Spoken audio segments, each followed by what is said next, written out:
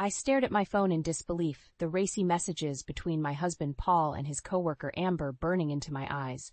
My heart pounded as waves of anger, hurt, and betrayal washed over me. "Paul," I shouted, my voice trembling with rage. "Get in here right now." He shuffled into the living room, his face flushing when he saw my phone. "Viv, I can explain." "Explain what?" I spat, thrusting the phone at him.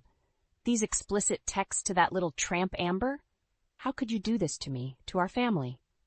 Paul sighed heavily. "I'm sorry, but I've fallen for her. She's young, beautiful, full of life. Things have gotten stale between us." The words felt like a slap across the face. After over 20 years of marriage and 3 kids, this was how he repaid my devotion? I'd sacrificed my career dreams to be a stay-at-home mom while he built his business empire. "So that's it?" I cried. "You're just throwing away everything we have for some cheap fling with a girl half your age?" Paul's jaw tightened. "It's not just a fling.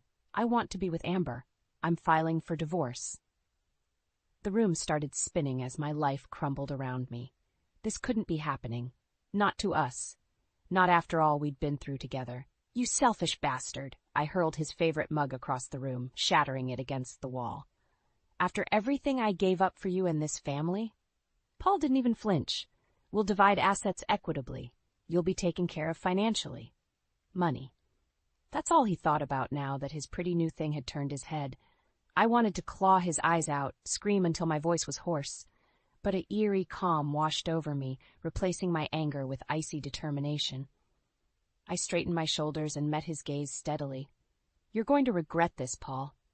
"I'll make sure of that." His brows furrowed with confusion, but I didn't elaborate. Let him live in smug oblivion for now. Soon enough, he'd realize the grave mistake he made by betraying me. The divorce proceedings were a bitter pill to swallow. Paul's lawyer acted like I should be grateful for the generous settlement offer that would leave me with a measly fraction of the assets I'd helped build over 2 decades of marriage. As I pored over the paperwork, I realized how thoroughly I'd sacrificed my own ambitions for Paul's career growth. While he climbed the corporate ladder to become a millionaire VP, I put my marketing career on hold to be a stay-at-home mom for our 3 kids. I thought it was a shared investment in our future, him working hard to provide while I raised our children, with the dream that one day we'd retire early and travel the world together. Grow old on a vineyard in Tuscany or a beach house in Maui as our kids established lives of their own. Now that vision was shattered, merely ashes of the dreams we'd constructed so carefully. All because Paul couldn't keep his pants zipped around that vapid bimbo Amber. Earth to Viv. My best friend Karen waved a hand in front of my face, snapping me back to the present over glasses of Merlot. "You've been a million miles away." I sighed heavily. "I'm just reeling, you know? Trying to wrap my head around how my entire future has been ripped away because my husband wanted a newer model on his arm." Karen's face contorted with disgust. What a pig. Trading in a stable, loving wife who put everything on hold for him for some young thing who's undoubtedly gold-digging. Exactly. I threw up my hands in exasperation. And now I'm supposed to just start over at 42 with the tiny settlement he's offering? After putting my career on permanent hold for his? Hell no, honey. You lawyer up and take that bastard for everything he's worth. Karen pointed her wineglass at me emphatically.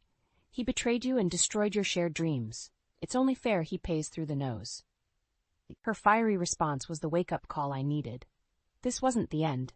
Not by a long shot. If Paul thought I'd go quietly into the night and let him ride off into the sunset with his cheap mistress, he had another thing coming. I was done being a doormat. From now on, I'd be calling the shots, taking back control of my life. And Paul was going to pay dearly for every single tear, every ounce of pain and humiliation he'd put me through. My lips curved into a vindictive smile. Don't worry. By the time I'm through with him, Paul will realize what a colossal mistake he made. The divorce was final, and I was utterly depleted, emotionally, physically, financially, but I couldn't wallow anymore. It was time to regroup and fight back. First step?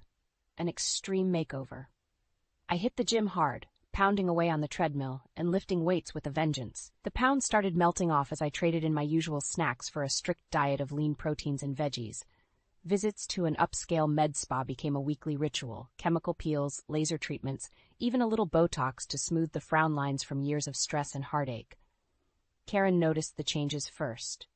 "Damn, Viv, you're already looking 10 years younger, glowing like you drank from the fountain of youth." I smirked, flexing a newly toned bicep. "Just getting started. By the time I'm done, Paul won't even recognize his old ball and chain." With my physical transformation underway, I also took steps to revive my long-dormant career. Night classes to update my marketing skills, networking meetups to make new contacts. It was utterly grueling juggling my studies with the gym routine and skincare regimen. But I kept pushing, fueled by rage at Paul's betrayal and determination to become utterly unstoppable. A few months in, I landed an interview at a prestigious ad agency. As I slipped on my skin-tight dress and sleek heels, I barely recognized the bombshell in the mirror. "Looking good, Mrs. Robinson," I murmured with a wink. In the interview, I oozed confidence, charisma, and razor-sharp expertise that clearly impressed the executives. As the lead interviewer shook my hand, his eyes roamed over my body. "Well, Vivian, I don't know what that husband of yours was thinking," he chuckled. "But I can't wait to get you on our team." Walking out with the six-figure job offer, I felt like $1,000,000. This was only the beginning. Eventually, I'd have the dream career I'd sacrificed for Paul's ambitions, the financial freedom to live in luxury on my own terms, and best of all, the chance to utterly decimate Paul's ego when he realized what he'd so stupidly discarded. My phone pinged with a text from Karen. "Drinks tonight to celebrate the new job? You've earned it." "Sexy." I grinned wickedly. Time to get started on phase 2, showing the world's biggest regretful bastard exactly what he'd be missing. The next few years were a whirlwind of self-transformation. I threw myself into my new high-powered job, dazzling clients and coworkers alike with my razor-sharp strategies and stunning new look. The long hours were grueling, but I powered through every presentation, every intense meeting with a laser focus that left others in the dust, all while maintaining a strict diet and fitness regimen that whittled me down to a sculpted size 4. Weekend yoga classes and boxing sessions kept my body toned to perfection. Skinny jeans hugged my curves in all the right places, while I rocked skyscraper stilettos with ease. Professionally, I was unstoppable, landing the biggest accounts and promotions, earning a corner office with a 6-figure salary. Personally, I was reborn. Just one look in the mirror showed a confident, radiant bombshell who could stop traffic. The old, frumpy housewife persona was utterly obliterated. Out with the girls for cocktails one night, Karen gawked at me over her Cosmo. "I still can't get over your transformation, Viv.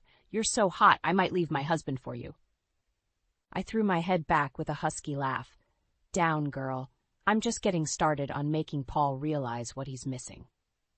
Speaking of the soon-to-be regretting bastard, the karmic scales were already starting to tip in my favor. His business was floundering without my steady influence and organizational skills. Clients were jumping ship left and right, dismayed by his increasingly erratic behavior. And then there was his disastrous personal life with Amber. The resentful whispers and cold shoulders whenever they were spotted in public told me all I needed to know. The thrill was gone, replaced by the harsh reality of her selfish, vapid ways. It was almost perfect, me rising to glamorous new heights while Paul's world crumbled around him. Almost, but not quite enough for the soul-crushing vengeance I craved. One night after a corporate boot camp in Vegas, I caught an inadvertent glimpse of the miserable couple at the blackjack tables. Amber throwing back cocktails and loudly deriding Paul's gut and thinning hair. Him hunched in quiet misery, clearly regretting his colossal mistake. I sauntered over in my skin-tight bandage dress, every head turning to gawk at my jaw-dropping new look. "Well, well," I purred, looking Paul up and down with disdain. "If it isn't the has-been and the gold digger." Paul's face drained of color.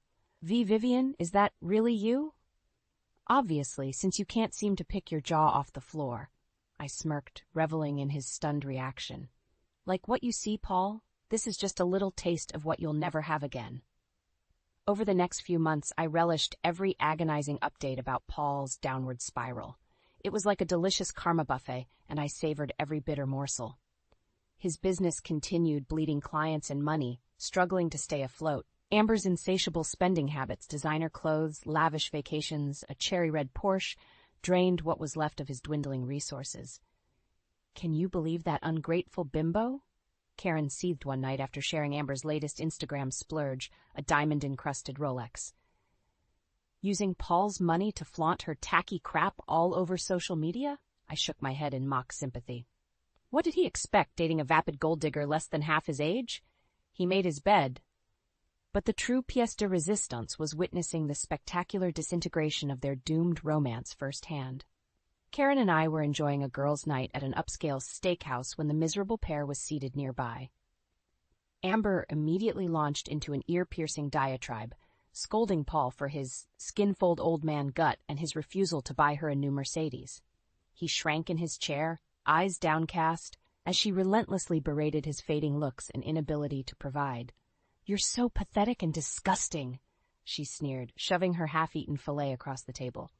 "I can't even stand looking at you anymore." With that, she stormed out, leaving Paul to slink out in humiliated silence. I caught his eye as he passed our table and gave a mocking slow clap. "Bravo, lover boy. She's a real keeper, that one." The utter shame and regret in his eyes was like a delicious aperitif before the main course. I knew it was only a matter of time before the entire rotten affair imploded. Over the next few weeks, Amber's wild spending and partying escalated out of control, maxing out Paul's credit cards on Rodeo Drive shopping binges, stumbling out of clubs at 4 a.m., leaving a trail of compromising photos in her wake.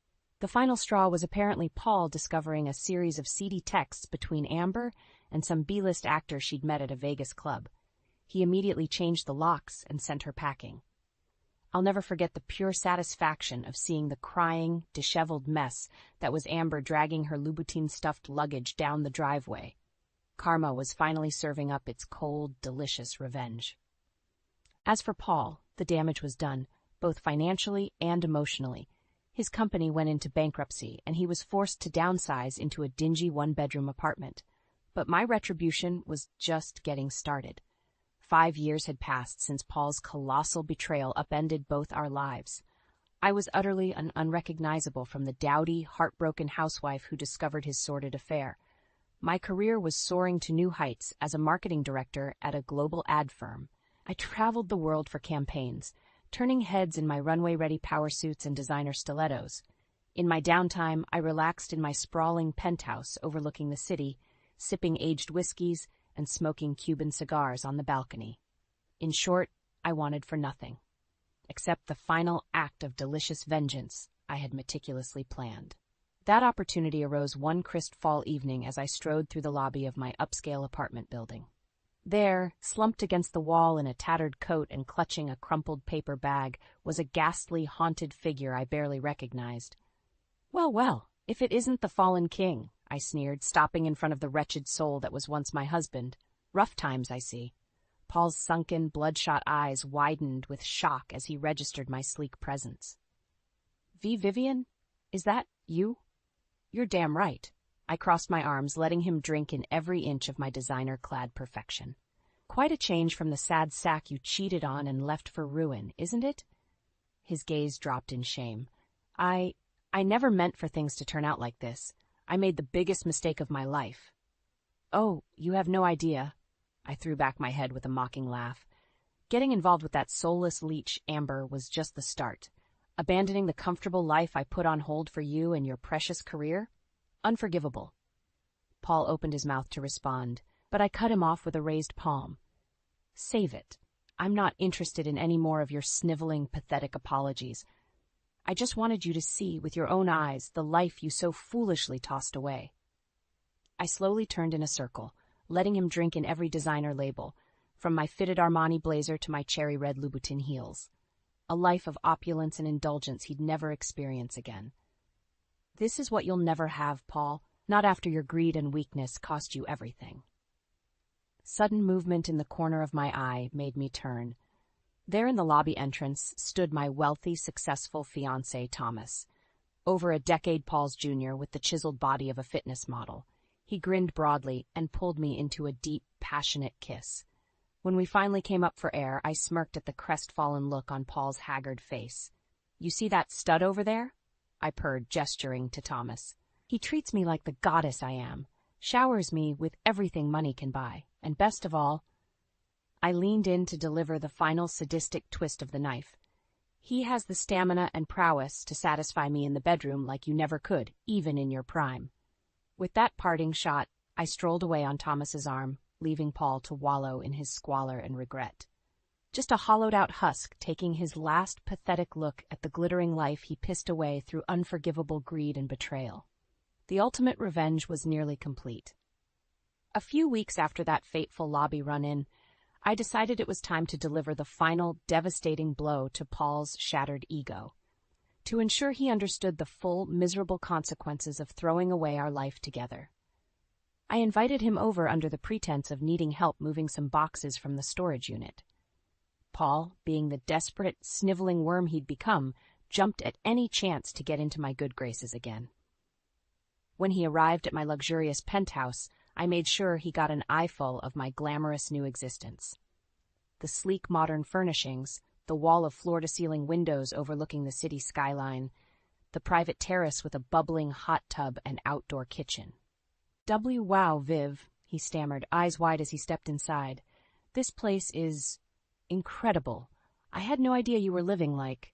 He trailed off, unable to give voice to the obvious, that I was living a life of opulence and success he could now only dream of.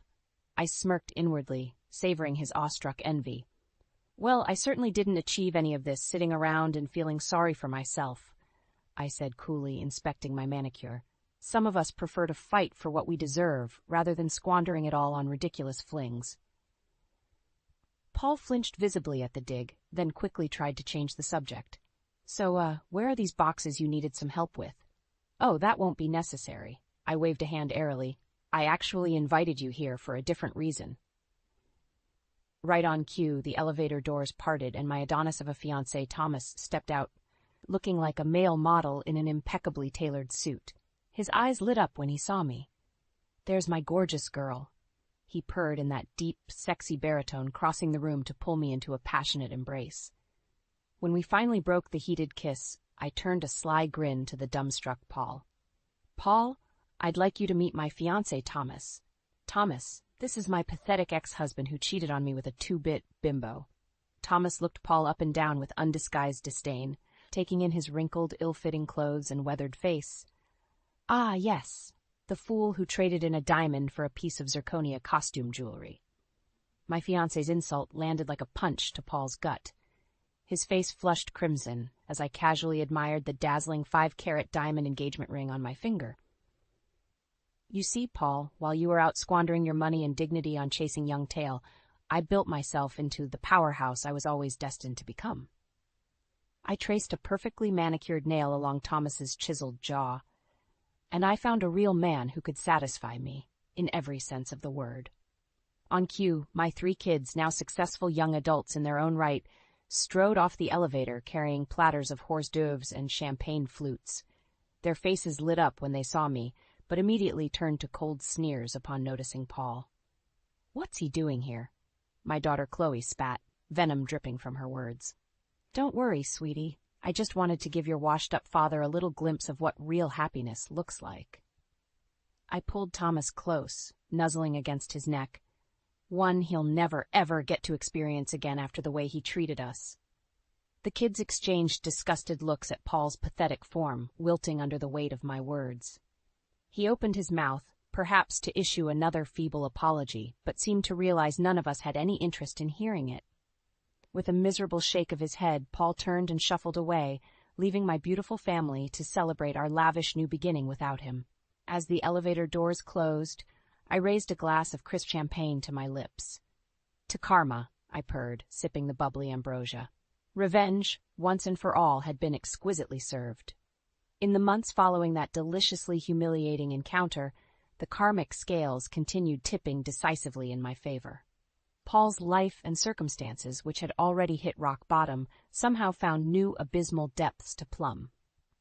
The consulting firm he tried desperately to get off the ground folded within 6 months. His savings and remaining assets were swiftly drained, paying off debts and legal fees. Before long, he was couch surfing with former clients turned fair-weather friends, sleeping on soiled mattresses in their dingy spare rooms. A washed-up, pathetic shadow of the arrogant businessman who thought the rules of fidelity and decency didn't apply to him. I, meanwhile, had achieved the kind of wildly successful, opulent existence I once naively hoped we might share together.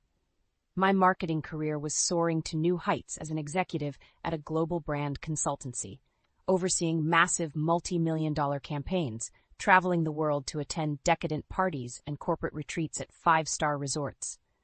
And of course there was my husband Thomas, a wealthy, devastatingly handsome entrepreneur 10 years my junior.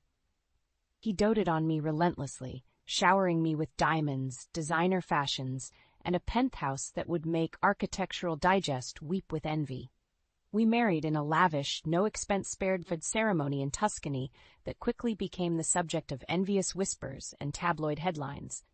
Paul, no doubt, got wind of the media frenzy surrounding the millionaire marketing mogul's fairy-tale Italian wedding while slumming it on some buddy's mildewed sofa. In the years that followed, Thomas and I enjoyed an indulgent, globe-trotting lifestyle that would have made my former housewife persona dizzy with disbelief. Winters in a ski chalet in Aspen, summers lounging aboard our 90-foot yacht in the Mediterranean, all while Paul scraped by on odd jobs and whatever pity allowances his remaining friends would spare. He hit absolute rock bottom a few years after the wedding, when I ran into him panhandling on a street corner. Disheveled, unshaven, with wild eyes and tattered clothes, the once proud and powerful businessman was now utterly destitute. Part of me felt a twinge of something when I saw him there, begging for change and clutching a crumpled sign about being a homeless vet. The slightest pang of, not regret, certainly, but a vague echo of the love I'd once felt for the man he used to be, before greed and lust consumed him. But the moment passed quicker than a firework's bright burst. I simply rolled up the tinted windows of my cherry-red Bentley and kept driving, leaving Paul choking on exhaust fumes in my wake. He'd made his choices, selfish and unforgivable, and this was the ultimate cosmic price to pay.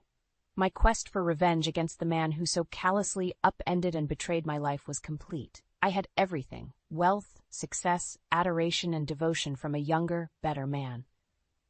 While Paul's once bright future had been utterly incinerated, reduced to ashes of arrogance and deceit. In the end, I could only hope some part of him recognized how his greed and infidelity had directly led to such a devastatingly low point. Because if there's one thing I firmly believe in, it's the universe's way of serving up poetic justice to those who deserve it most.